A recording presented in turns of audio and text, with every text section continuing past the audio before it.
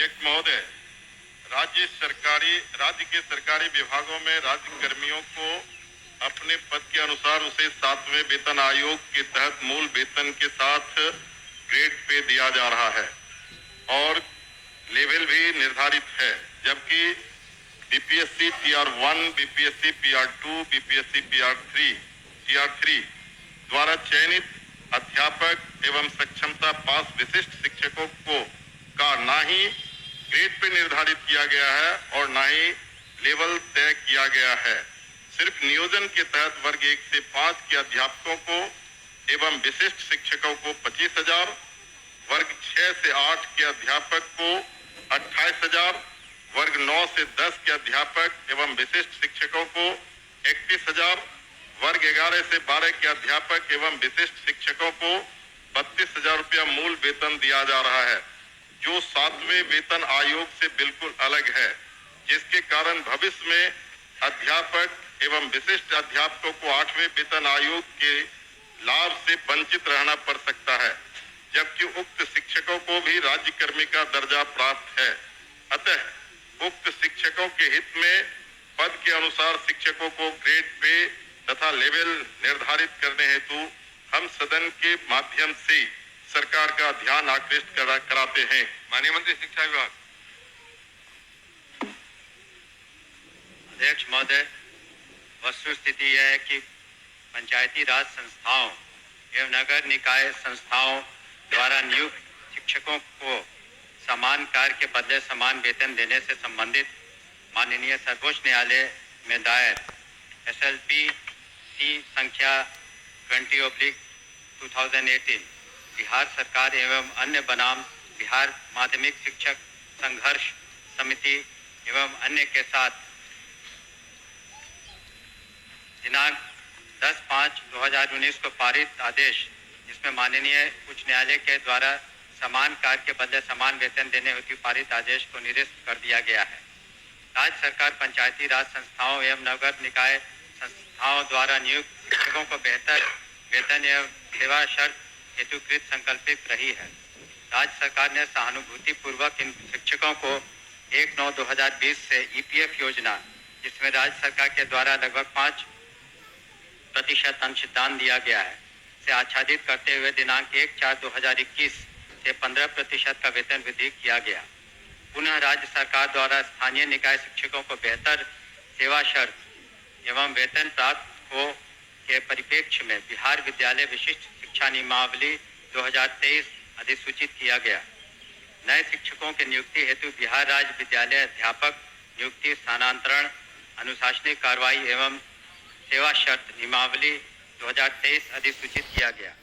सरकार द्वारा इन दोनों नियमावली से नया पद सृजित किया गया। यह पद 7वें वेतन आयोग लागू होने के बाद सृजित किए गए हैं, इसलिए यह पद 7वें वेतन आयोग द्वारा निर्धारित पदों में सम्मिलित नहीं है।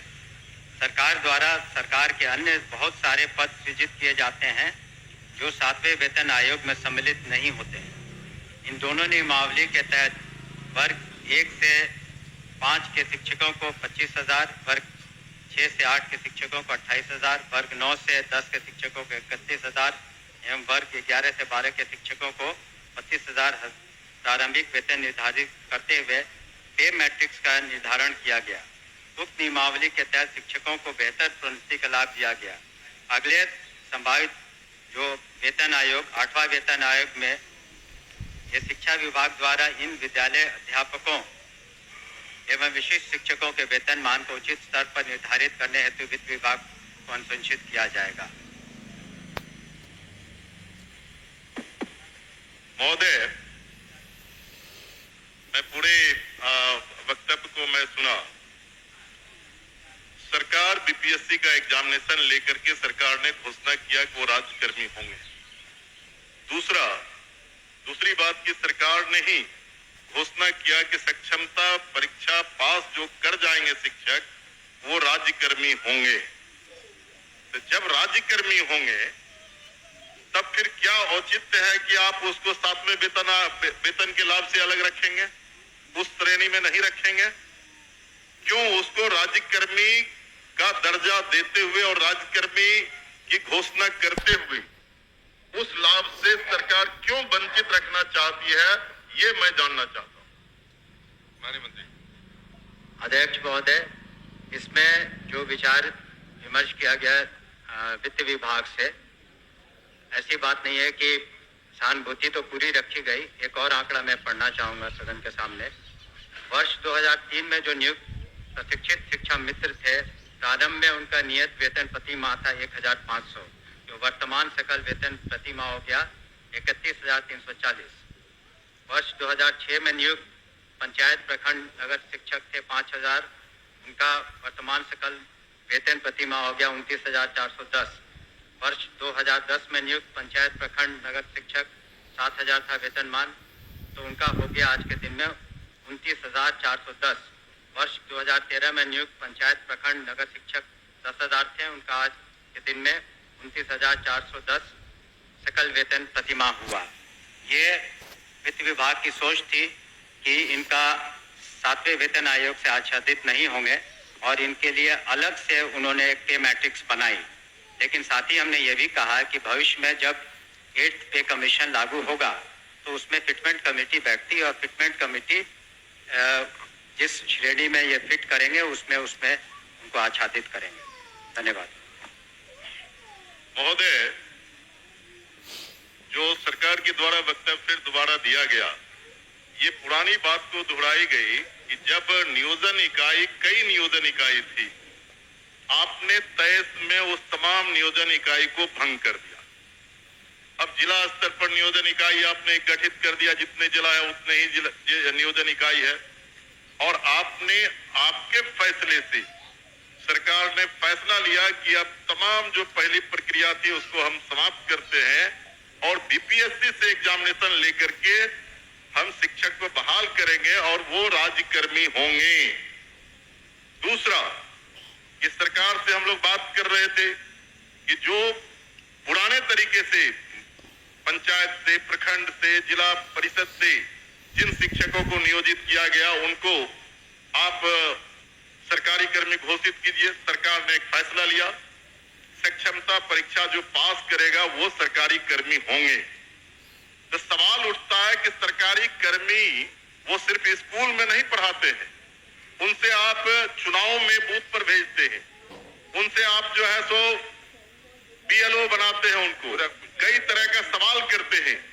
जब वो सरकारी कर्मी आपने घोषित किया है, तब सरकारी कर्मी के बराबर उसके समकक्ष 7वां वेतन क्यों नहीं देना चाहती है, ये हम जानना चाहते हैं। तो नहीं, उनका कहना है कि वो पुराना जो बताया 4000 था, 2000 था, 3000 था। दूसरी बार खड़े होकर बोले नहीं सर।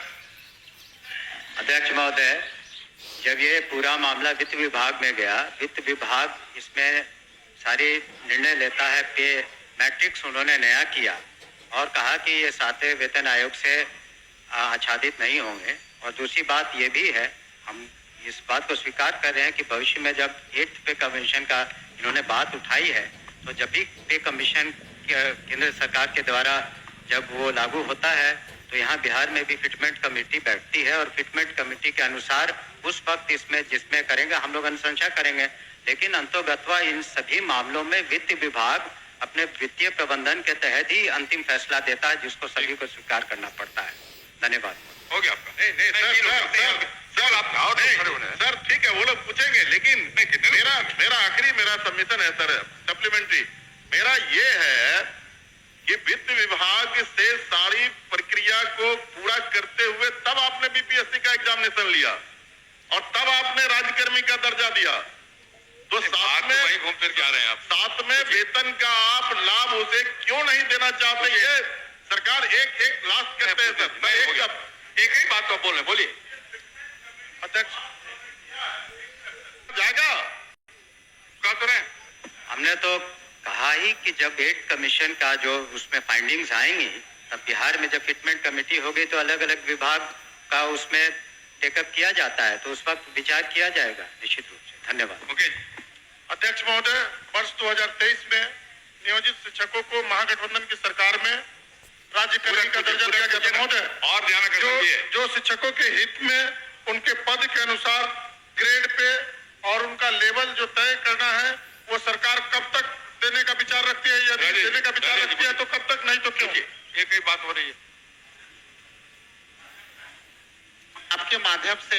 मैं शॉर्ट में दो पूरक पूछना चाहता हूं।